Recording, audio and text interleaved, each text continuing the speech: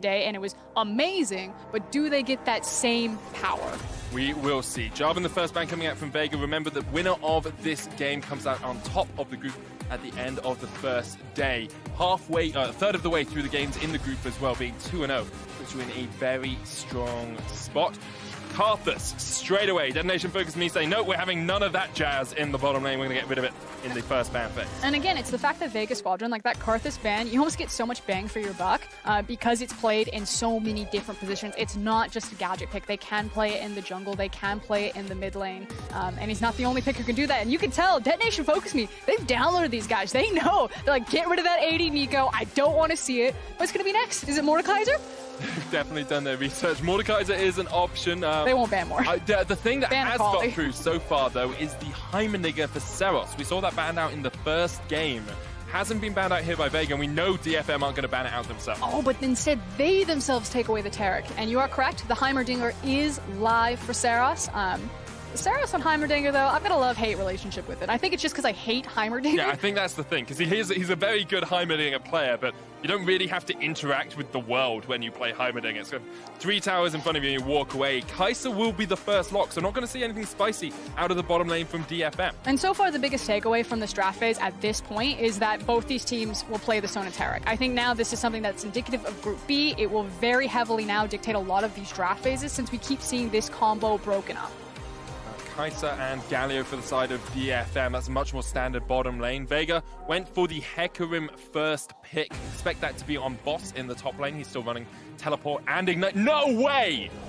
No way. Okay, so I said they wouldn't take it away. There were no Heimerdinger games this split for anyone from Vega Squadron. That is a power move. Then you lock in the Shen to round it out.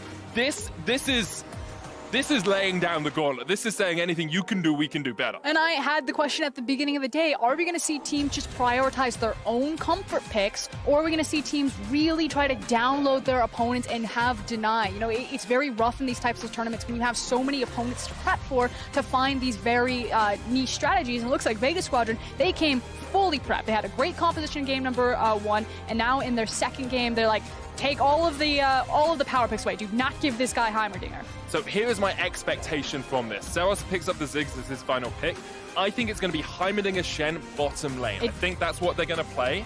And then we'll see what Gadget and Santis go for mid, depending on the rest of the picks. I 100% agree with you, because it then also opens up the potential for Nomance to find a good answer into the Ziggs, maybe something that he can either contest the wave push for, or at least have kill pressure to open up the rest of the map. Normally, Vega Squadron, a lot of their pivot points starts around Nomance in that mid lane position.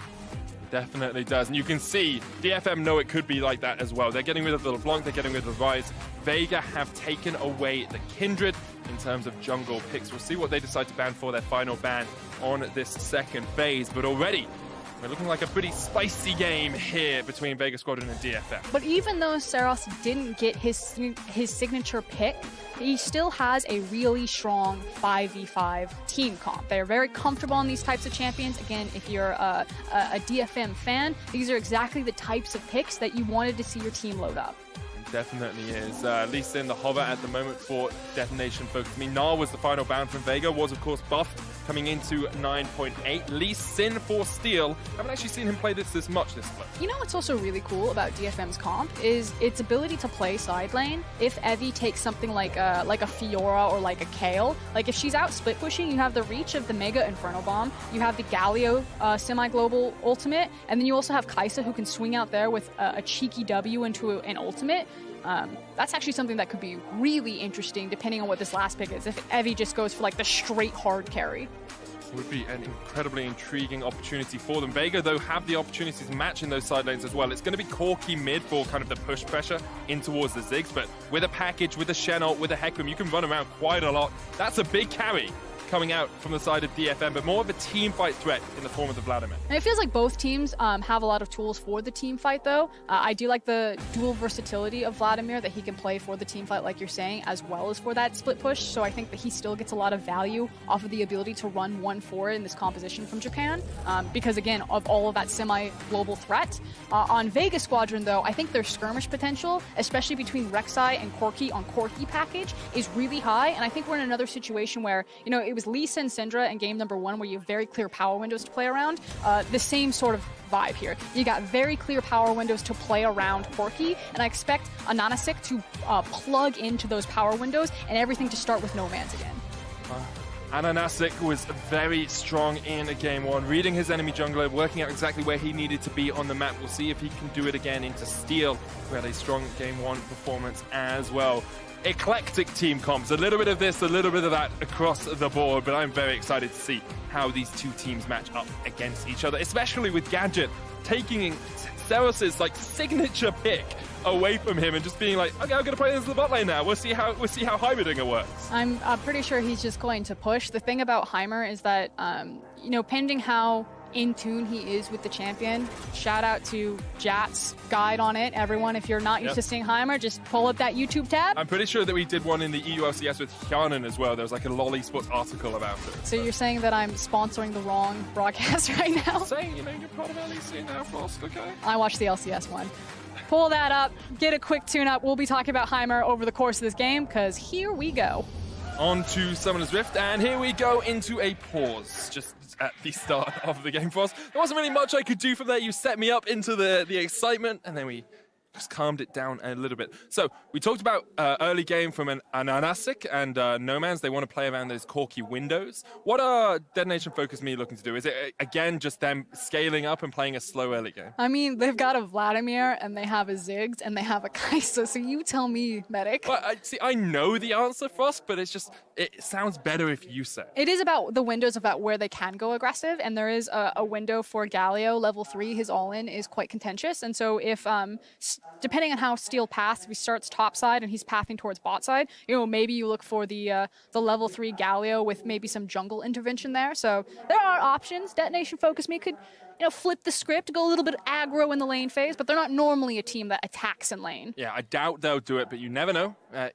The ability to surprise and to adapt against teams at this sort of level is incredibly important. On the other side of the Rift, Vega, they got a pushing bottom lane, a bit of safety in the form of You guys can't see this, but this poor soul, this play-by-play caster is pulling up the names for Heimerdinger's abilities. See, here's the problem, right? I know what I would call them. It's it's the turret, it's the rockets, it's the grenade, it's the grenade, the upgrade, it's right? the turrets, it's the rockets. That's not what they're called, though. It's the H28G evolution turret. It's the Hextech Micro rockets. It's the CH2 Electron Storm grenade. I don't know why you've got that weird roll happening. It makes it more professional, I find. More posh. Yeah, that's what it makes it. Okay. We are going to jump back onto the Summoner's Rift. It's Fosk and I find what we want to talk about in the early game. Where are we looking? What intrigues you about this game, Frost? What intrigues me is how they're going to play around the Heimerdinger. So everyone knows about the push. One of the cool things about Heimer, though, is that depending on how he has his turret set up, he can actually be really hard gank. I was actually talking to Azael about this. I was like, I got to prep my Heimer knowledge. I got DFM on the docket today. Surprise, it's Vega Squadron playing it. And that's the key thing, though, is that Heimer is able to soak so much attention if he is a confident Heimer player, because even if you send the jungler down there, depending on how the turret setup is, where the wave is, there may be nothing you can do about it, and he just laughs and walks away. Especially when he hits level 6 and has upgrade as well. It makes it incredibly difficult for you to deal with him at all. Ananasik is going to come down towards this red buff. A couple of turrets were placed there by Gadget, so it should be a pretty easy take on the red. Shen's support is not something we too commonly see now, but still very powerful. Was buffed a few patches ago. His Q getting just that little bit of extra damage. And of course, the taunt is always a powerful spell to have. I believe he had a little bit of an appearance over in the LCK. I know that Santos has also played it, so it's not a pick super out of left field, although not necessarily a signature pick. And you are talking about how he had some of his changes, gets a little bit stronger in the lane phase, but really it's Gadget doing a lot of the powerlifting here, making up for the fact that Shen doesn't have the inbuilt wave clear that a support like Galio has with his Q, and instead he's got the Heimer for it. But early on, does need to be quite respectful. I think early on as well, you expect Youthbon and Gang to be able to push this in, especially with the Akathian Rain. You can just focus down those turrets pretty easily, and that's what we're seeing down towards this bottom lane. Now, Ananasik is around, just around the corner on the Krugs. Could come up and look for a gank. Steel actually missed the Scuttle Crab there with a Sonic Wave. So or 0 out of 1. Was he checking the bush? Well, there's a ward in the bush, so I hope he wasn't checking the bush. Or it is possible. I'm a glass half full. Yes, okay. That's all I got. Yeah, I mean, I was going to make a joke about still needing glasses after missing that Q, but I think we'll give him the benefit of the doubt for the moment. Bot lane push in favor of DetonatioN FocusMe. They'll be happy enough just playing safe as they can down towards this bottom side. Top wave, mid wave, we expect them all to be pretty even. A lot of this early game is defined by the junglers, where people want to path, when they want to be looking for these ganks. I think one of the big differences, though, at least in the early levels, is the wave priority that Nomanz is going to get with Corki push versus Saros on the Ziggs. Saros having to expend, I feel like, a lot more mana on the Ziggs to compete with it, which is what you see now, and how that's going to unlock Pineapple there on the Rek'Sai to start peeking into Steel's jungle and gathering information or denying camps. I was informed in the break that Ananasic has the intonation on the third A, so I'm trying to do it. I apologize to any of our listeners who say are it really fans. slow. Ananasic. Ananasic. That's how I'm going to try and say it. I apologize to any fans who believe that is just mispronounced. I'm trying my best, I promise. I could just say pineapple, which is what Foscurin has decided to do. I actually think it's a pretty good... I know when I'm beaten and I just have to disengage. Cannot blame you. Evie here in the top lane going to just farm up this minion wave. Boss force back, has the teleport though, and can't get just back in. Going to TP in. Steel will actually have an opportunity to look for something here. There's no wards up towards that top side, and if Steel wanted to, he could actually threaten Boss a little bit. With no flash on the Hecarim, after you've used your teleport, getting a kill now would be very bad. You'd want flashes forward here. Gadget comes out. Gadget ignited, doesn't have the heal. Just about surviving with the potion. Gadget will stay alive in that bottom lane. And DetonatioN FocusMe burn all of their summoners, and they'll only get the flash and the teleport out from Gadget. And unfortunately, it doesn't feel like they're going to deny anything from the Heimerdinger. He also has the teleport. He should just be able to teleport immediately back into the lane and grab this huge wave, so it's not like they even get the advantage of denying him gold or experience. Do not lose anything at all. Very aggressive play there from DFM. We wondered if maybe they'd switch things up a little bit. Well, that's the kind of play you want to see them making. They're going to get an early lead. And we did talk about, Galio as a support, why you pick a Galio versus an Alistar when it feels like they can do very similar things. And one of the cool things is that all-in level 3 potential, whereas Alistar, it's kind of about the level 2. Galio also gives you the ability to fight more into the river with the ultimate, whereas Ali's more about the dive potential with his ultimate. So small differences in how you're going to execute, with what are both tanky playmaking supports. With Steel down towards this bottom side as well, and then maybe they can catch out Heimerdinger on Gadget on that Heimerdinger. It's definitely a possibility with there being no flash, no upgrade yet, no level 6 on that bot laner. Here he comes, Steel. Trying to just path forward, but Gadget knows something's up. He's playing incredibly safe, and we'll just get that ward in the tri-bush. And you know that they really wanted to make this gank work because they needed to punish the flash. Yeah, they needed to punish the flash down towards the bottom lane, but they aren't quite able to do it. Steel is actually a couple of levels behind because he has spent so much time just trying to look for those ganks, trying to look for those plays. Sorry, I had something stuck in my throat. That's okay. That's okay. You cleared out now. You good? Had some water. Okay. You have a little sip before we move on with the game. 2-level advantage for the for Ananasic on that jungle Rek'Sai. And with him being so far ahead, you have to think he'll be looking for a little bit of a play, a little bit of a game. You can see Hemoplague used there in the top lane by Evie. Not really going to have too much of an effect, just using it to clear out the wave as quickly as he can. He gets a free back, however. I think Boss is going to try to force him to use the teleport. Yeah, he's in the creep wave, swirling his baton. I don't know what swirling is. Swirling his baton. It's swirling it around. The teleport will come out from Evie, and DetonatioN FocusMe and Vega Squadron. Pretty much odds even across the scoreboard at the moment. It's about a 10 CS lead down towards that bottom lane, but that's nothing really too impactful for the DFM team. I think right now both teams should be pretty happy with how things are going, right? Like, you're both scaling up, you're in good positions. When we start to see Nomanz roaming around the map with that package, that's when Vega Squadron will really come online. And DetonatioN FocusMe, you're looking at 2-3 completed items before this team's at its full capability. And I feel like, a lot of their playmaking potential, because they did expand their Summoner's bottom, is now kind of around Steel getting access to level 6. Which he's trying to power farm for it right now. I think he said, oh, hold on. Not used by Gang down towards bottom lane. The Ignite comes onto Udapon. One more auto attack would have been enough, but Udapon is able to get away. You can see that was Santa splashing forward, and as much as Steel might want to power farm towards level 6, the push pressure in top lane, the push pressure in bot lane allows Ananasik to come in here and steal away the red. So Vega really doing what Mega couldn't in game number 1, which is punish these scaling lanes. Again, the fact that Detonation FocusMe expended so many summoners trying to make that kill into the bottom lane work, it makes it much harder to go aggressive like this. They're trying to find their chunk trades, but you know they're pushed under their tower. Yutapon can't follow up. He doesn't have the health. And again, Steel was like, I need to get level 6. If I can't get level 6, maybe I try to force this one out. But if this doesn't work, you're falling further and further behind. Looking for the hard force here as he comes right behind Vega Squadron, but the evolution. Did he block that with the tower? The turret comes down, blocks it, and this is one of the things you can do. Like you can do it also on a Zyra. If you put your plant down just in time, you can block any projectiles, any skills coming in. It's a good play from Gadget. Shows that he knows his way around Heimerdinger. I'm impressed. Kyle was impressed. I'm impressed. And again, we said that Steel is just going to fall further and further behind because that's him then looking for things like this gank instead of farming. Just styled on him. Yeah. Looked him straight in the eye. Was like, I dare you. Come on, mate. Come on. You'll get the turret. It's free gold. It's free gold. Free real estate down towards this bottom lane if you want it, but not going to be able to do too much about it. And Anasik now going to steal away, or take away this Ocean Dragon. 8 minutes in. Vega Squadron, everything coming up in favor of them. And, you know, this is kind of the spillover of these small advantages that Vega have built in the lane phase. The fact that you were talking about the priority that both Nomanz and Boss have, you know, very far forward in their lanes. The fact that Steel appeared on the map at level 5 and was just like hard alphaed by Heimerdinger there, denying the engage. So he needs to go back and farm, and it opens up a free ocean.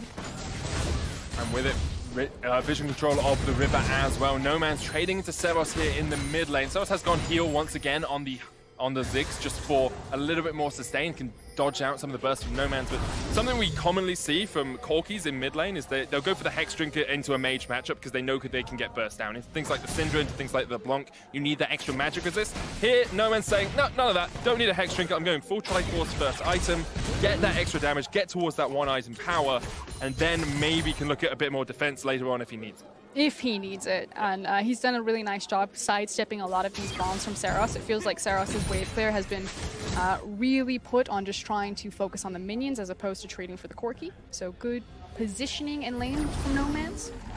And as much as, you know, we are praising Vega for their early game here, for their ability to, you know, push DetonatioN FocusMe a little bit behind, it's still only 100 gold between the two teams. You know, DetonatioN FocusMe haven't had as many leads as they want, but maybe they're going to get a kill here in the top lane. Steel falls down. Boss and Ananasik in the right position at the right time will take out that jungler. I mean, there was a Lee Sin there, and then suddenly it was his direct side. Just instantly died. Disappeared off the face of the Summoner's Rift. Nomanz forced back. They're going to dive Seros. They can just dive him, as you say. No unstoppable onslaught for Boss, but Ananasik there with the flash. There's the Stand United as well. Mega Inferno Bomb's not going to be enough. And Ananasik will take the kill. Just super clean cross-map play from Vega Squadron. They're now just going to get a huge chunk out of this tower, pick up a lot of these plates, and deny so much golden experience to Seros. So again, Vega doing what Mega could not, which is punish DetonatioN FocusMe in these lanes. You cannot just draft passive and get away with it. And I love what I will call a timing attack. That's what they're doing. They're waiting for a specific item point. They're waiting for a specific level. Here, the Shen level 6, before they make these plays, before they can go for that really aggressive play. Vega Squadron seems to be a team that know exactly when their windows are, exactly when they are just that little bit stronger than their opponents, and when they can strike. And just credit to Boss here. This is a guy who walked into Krugs, helped kill Lee Sin, walks it into the mid lane, also picks up the assist here with Seros dying, and then teleports back into the top lane. Didn't even miss a beat. He's not even behind. Well, he is behind, but he didn't miss anything in that roam. That's what's important. He was already a few CS behind, and that hasn't extended. He had the wave pushing into him. I'm just going to remind everyone, due to a mourning period taking place in Vietnam, Group B will play their last 8 games and any eventual tiebreaker games on the 5th of May, which is in 3 days' time, I do believe. A little while, so make sure you tune in when that happens. But for today, we still have one more game after this one. Make sure you stay tuned. It's going to be fun. All of the games in Group B have been a little bit more measured, I'm going to say, a little bit more scaling on the teams than we saw in Group A, but still, both teams in this matchup aware of their surroundings, aware of exactly what they need to do to try and get in this game. It feels like so far we've had a lot more kind of like strategy checks than skill checks. maybe our first fight. Oh, he steals it away, but the Hemo Plague and the final auto attack themselves is enough from Ananasic to take down Ananasic. Now, do you greed for it? Do you go for the Rift Held? Both Boss and Santos can get in there. Run in and ult. Yeah, Boss is just running in. Devastating charge onto Steel. They're looking for the fight, but here's the hero's entrance. Detonation FocusMe trying to bait out the play. Double taunt lands. Zeros there with a Hexplosive Minefield. Santos goes golden. Unstoppable onslaught from Boss gets him away. Santos trading onto Steel could just ignite him. Evie's going to take down Nomans, but Santos gets the kill. Just go for it, man. You're going to die anyway. He gets the Rift Held. Satchel Charge knocks him back, and eventually he falls to Zeros. Evie chased away Boss down towards the bottom side, but the Rift Held does go over to Vega Squadron. That was Detonation FocusMe, like, who's the captain now? We dare you, come get it. In the end, they did walk away with it. Steel has Smite up.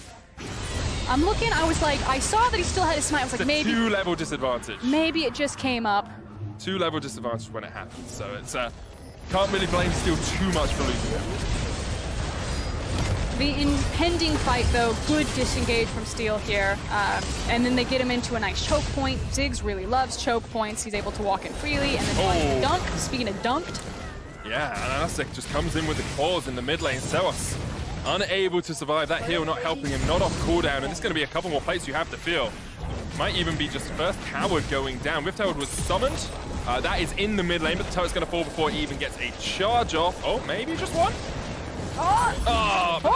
Doesn't take any damage, so now they can continue to push. Gang comes into the mid lane to try and defend. Shen's here as well as Santos comes up from the bottom side of the map. Double taunt lands. It's only Santos who's taking up the tower, Steel jumping in. They just want a little bit of chip damage onto this tower. You know, it's down to about 10% health or so. It's very good stuff from Vega, opening up the map as much as possible. No, it's massive, especially when you have a champion like Corki and Hecarim on your team. If you're able to get that far down in the mid lane, it gives you that much more access into the jungle. Usually that goes into Baron setup, as we see how this play started. It's a package play. It was a package play. Knocks back Zeros, then the Prey Seeker hits.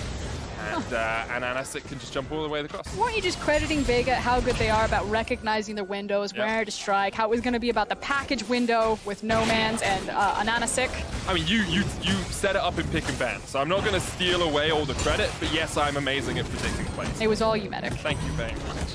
So, 4 kills to 3 in favor of Vega Squadron, a 3,000 gold lead for our team from the Commonwealth of Independent States, and they're opening up the map. They're taking that mid lane tower. They're actually taking a Cloud Drake right now as well. It's the second dragon of the game. And DetonatioN FocusMe, they are still scaling. Stormrazor into Pickaxe on Utapon will get him that Icathian raid upgrade. You have a Ludens now finished on Zeros. You're starting to build towards a Proto Belt on Evie, but when you compare the early games, Vega Squadron got 1,120 gold from plates. DetonatioN FocusMe got 160. It feels like we're going to say the same thing about DetonatioN FocusMe, which is they're still scaling, and at some point that's either going to be good enough or it's not going to be good enough.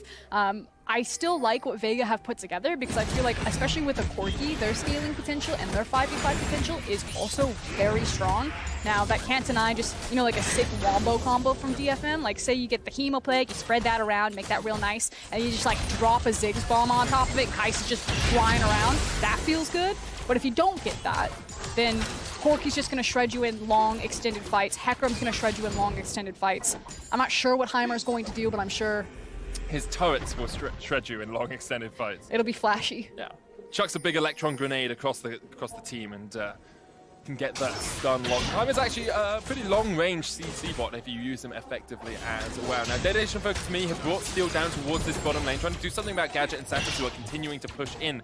There's not really too much they can do because another thing Vega have been very good at doing is being aware of when they could be too far forward, when they could be ganked. And I've never really, rarely seen Vega step too far forward when an enemy jungler might be on their side of the map. Hold on now. Evie caught out a little bit, goes into the Sanguine Bull, pops a Hemo Plague as well, but he's forced back behind his tower. Not really going to be able to do too much here because Lee Sin down towards that bottom side. We talked about it in the last game. It's weak versus strong side of the map. If you have more players down towards box and you're sitting up at the top side, you're not on the strong side of the map. You need to be careful because the enemy team can just collapse on you. Now, Steel trying to get in, dodges away from the kick, knocks him back. Gadget there, the double taunt comes out, the teleport used as well, but they don't really have the damage to catch out Vega. Evie came in with a TP, Gadget flashed away. Meanwhile, in the top lane, Mega Inferno Bomb actually landing here. There's the Tides of Blood from Ebby. He'll get the kill with the Proto Belt. Santa's underneath the tower, surviving for a very long time. But as soon as this minion wave comes in, Santa's is a goner. Winds of War into a final transfusion from Ebby will get them the double. They'll look for the tower down here in the top side of the map, though. Vega have taken 2 towers and are pushing towards that in-hit. And that's the thing, it's not worth it for Detonation FocusMe. Vega gets so much access that's now both inners down and both mid and top lane. Baron will eventually be a part of this game, and Vega are going to have so much control over this area. Look at the level disparity between the junglers still as well. Usually you see the junglers behind catch up as the game progresses. He's 2 levels behind. Ananasik is 11-9, which means Ananasik also has the level 2 ultimate. No Man's at level 12. Very powerful picks here on the side of Vega. And now that you've seen that first item spike come in, we're looking towards that second item. As soon as you get the Trinity Force, the Infinity Edge, sorry, on No Man's, he's going to be so strong. Spirit Visage on boss makes it so much easier for him to deal with Evie. You have to feel when you get that next item, Vega are going to be unstoppable if they take a spike. And it feels like the weight of the world is on Evie's shoulders, that it's how quickly can we get this Vladimir up, because he can be a real terror in these fights, as well as try to hold down the one of the side lanes there. But you are correct. It feels like there's a bit of a power trough for Detonation FocusMe, and they're just trying to race against the clock and say, okay, Baron spawns in 1 minute 30. There's also a dragon that's going to come out. We're going to grab as much farm as safely as possible for this next like minute and a half, and then hope that we've collected enough gold to piece together a team fight here. Evie was one of the big performers for Detonation FocusMe at the Worlds playing in 2018. You know, we saw him playing things like the Urgot, playing things like the Camille, doing a lot of work. He does have access to his Zhonya's now, so he's just completed that, and that's actually massive for these team fights. So again, if you're looking at key items, having that means he can go so deep here. Still jumping in, but only kicks away. No Man's couldn't get behind him. Detonation FocusMe with all 5 men strong down here towards the bottom lane. You can see Boss is just still pushing in the top, getting the waves forward. It's only the inhibitor tower remaining, and Vega feel confident enough to step up here in the bottom side. Looking for that tower will put down the turrets, but for the moment won't get too much. It's actually really nice from Boss. He walked into Fog of War to pick up the red buff, and basically he was saying, if Vladimir's still down there, then I'm going to continue to push top. Since Vladimir has shown, I can now decide where I'm going to rotate. Maybe I pull the trigger on the TP, maybe I actually just run there because they know that they're cheating and have an advantage towards bot side. Here he comes. All the way down from the top side of the map. It's Notion Drake up in 7 seconds as well. Having 5 members strong down towards this bottom side will help. Turret falls. It's the final outer tower of the game for Vega. Only 1 tower remains outside the inhibitors, and that's in the bottom lane for Detonation FocusMe trying to defend. But Vega Squadron, they're kind of calling out Detonation FocusMe. They're saying, okay guys, if you want to team fight us right now, you can take it. But we think we're stronger. We think we're going to take it with a whip. And they've also now got double Ocean, and for a composition that has the ability to play side lanes with the Hecarim, as well as just kind of park the Heimerdinger and never move him from mid lane, Ocean can mean so much, because he'll never have to go back into base. It's actually a really cool dragon spawn for this comp specifically, double Ocean into Cloud. 5,000 gold lead for Vega as we crest that 20-minute mark. Infinity Edge now finished on the Corki as well.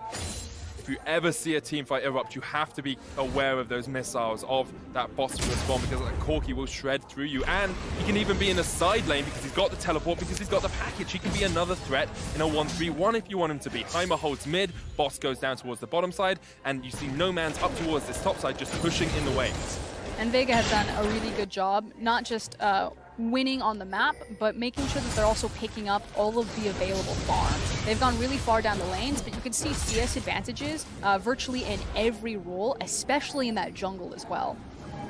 And that was after Detonation FocusMe were ahead in terms of CS in the laning phase. Vega doing a great job between probably about the 13 to 20 minute mark. I think they've really come into their own. Now, next steps, you're looking at deep vision. You're looking getting some of these wards in. You can see Vega Squadron have kind of started to step their vision up, started to get a few wards here in the jungle, but it's not deep enough for me. When you get towards that Baron, you need to be getting wards around the red pit, around the entrances to that jungle. And I agree with you. I think that that was just kind of some leftover vision when they were moving up there initially, and this was more about kind of the reset to grab all of the 2-item power spike across multiple members. And now it's about wait until Boss has pressure pushing forward, then we can start this denial game or pick game that they're starting to posture for now.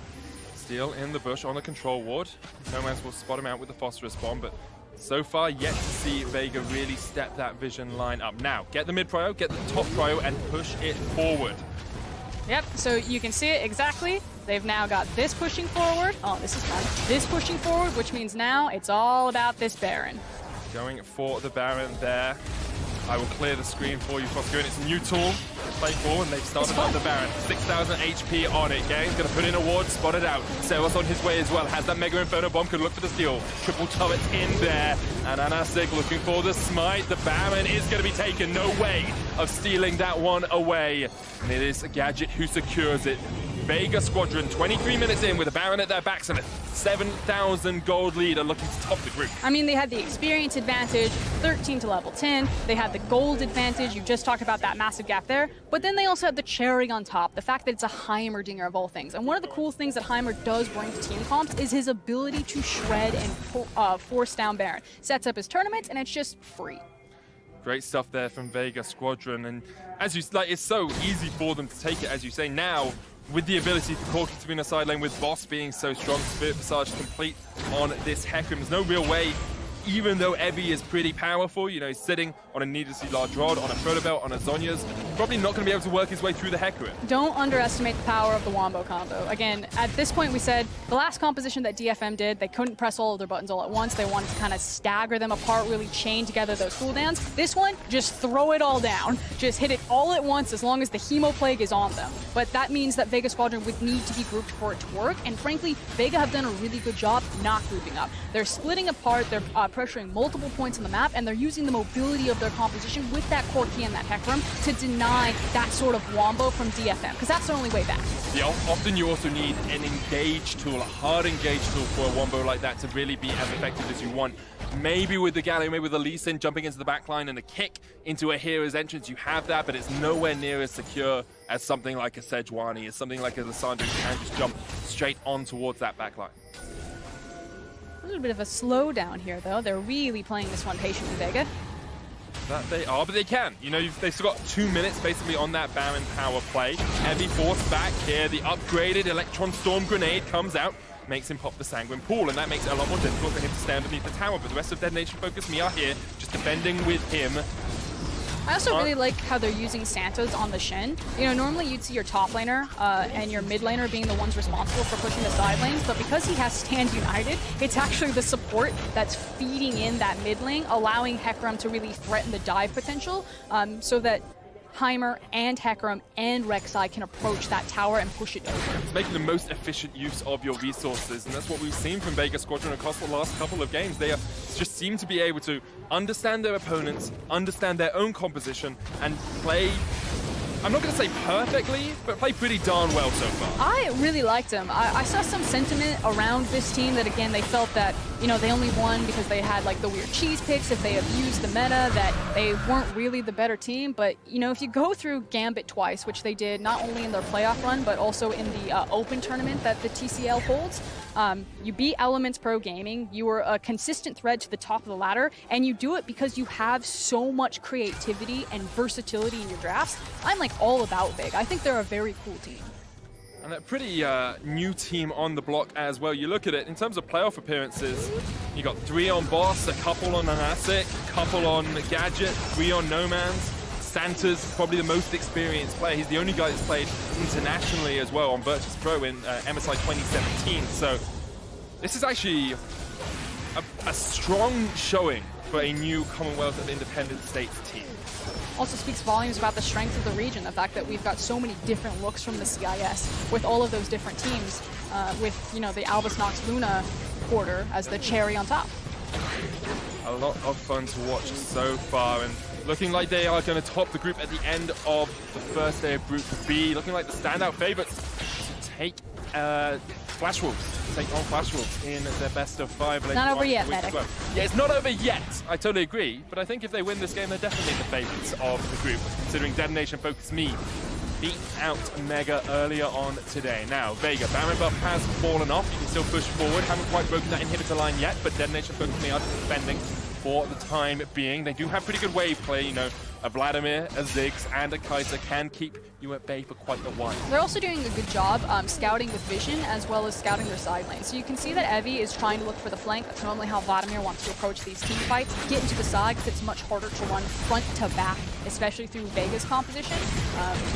Whereas No Man's was kind of scouting top side of the map and then rotated up to get a lot of damage on this top tower. And then they have really nice defensive vision underneath them on the bottom side of the map to try to catch out that Vladimir. Vega just continuing to keep every single lane pushed forward. DetonatioN FocusMe, you know, you can keep defending for a while, but when you've got a rapid fire cannon on the Corki, every now and again he'll just step forward. There's the upgraded Electron Storm Grenade. Sevos uses the heal, but this tower's gonna fall, and the base has been broken open by Vega Squadron. But no inhib to speak of yet, so it looks like it's gonna be a second Baron rotation here for Vega Squadron. So hope's still alive for DetonatioN FocusMe. But the good thing about this is, as well, as they retreat out, Vega Squadron have put some wards into the jungle of DetonatioN FocusMe. They'll take their time, they'll move forward and clear it out, but it means when Vega Squadron come back, they can, teleport away there from No Man's. I think he could have got out with a recall. It was on a control ward. He was just thinking better safe than sorry. Yeah, I understand that. You don't want to die at this point. You maybe give a Baron over to DetonatioN FocusMe, and how much have you needed that teleport throughout the course of the game as well, I think is a pretty strong question. And how much will you need it if you take the Baron now? Probably not that much. There's also multiple teleports, not just with the Stand United, but the fact that they're running a triple teleport team on Heimerdinger as well, although split pushing the Climber, a bit of a different animal. It'd be pretty difficult, but you can always team him up with like an Anasik, and once again we see Vega Squadron go straight towards the Baron. Farside alteration used to spot them out. There's the double taunt teleport coming in from EV as well. They're looking for the fight. Vega Squadron have turned off the Baron, but it's still aggroed by the turrets. They can turn back whenever they want. Steel jumping forward, misses the Sonic Wave. Vega Squadron go back towards the Baron. It's still being aggroed. Steel needs to get in there. Once again, a turret comes down. This is good from Vega. They're just keeping it ticking over, ticking over. They can stop that whenever they want, and that's what they've done now. The turret dies, and Vega Squadron will just retreat. Boss is going to go down towards the bottom lane. He has the teleport. There is no teleport on DetonatioN FocusMe. Because it's about rinse and repeat. What they were playing for there was the summoner spell from Evie on the Vladimir, which they got out. So now it's Boss walks down to the bot lane. He's going to force this all the way up. He's going to pressure the tower, and he's going to make DetonatioN FocusMe make a very hard choice. Either you will stop me from taking your bot inhib, or you will stop this Baron. Here's the choice I think they're going to make. I think they will say, we'll go towards the Baron, and then we'll Mega Inferno bomb the wave when Boss brings it up towards that inhibitor line. Use that ultimate to clear it out. Seros will go down towards it to make sure the inhibitor doesn't die, and then DetonatioN FocusMe will be forced to make a play. Haven't used it yet. Hoping my prediction will be right, but Evie instead backs away and is going to try and defend. What I think they're going to try to do is save the Ziggs ultimate with the steal from Lee Sin. That makes sense as well. However, they've lost an inhibitor tower because they didn't clean out the wave. Boss is there. Udapon was coming in from the side as well, but now Vega can just turn back towards their Baron. They can start it right back up. Gang forced away. Steel, so squishy as well. Hasn't even completed his Black Cleaver yet this game. Was forced so far behind by Ananasik. It's a 3-level disadvantage on that Lee Sin. The other advantage of having Heimerdinger means that you don't need multiple damage threats on the Baron, so I believe it's being two-manned right now. Turret's definitely helping out quite a lot. DetonatioN FocusMe, I think they've given this one up. I think they said we can't do it. This is beautiful setup on Baron from Vega Squadron. Mega Inferno Bomb comes out, but it's going to be way too early. 1,000 HP left on the Baron. Vega Squadron going to take it.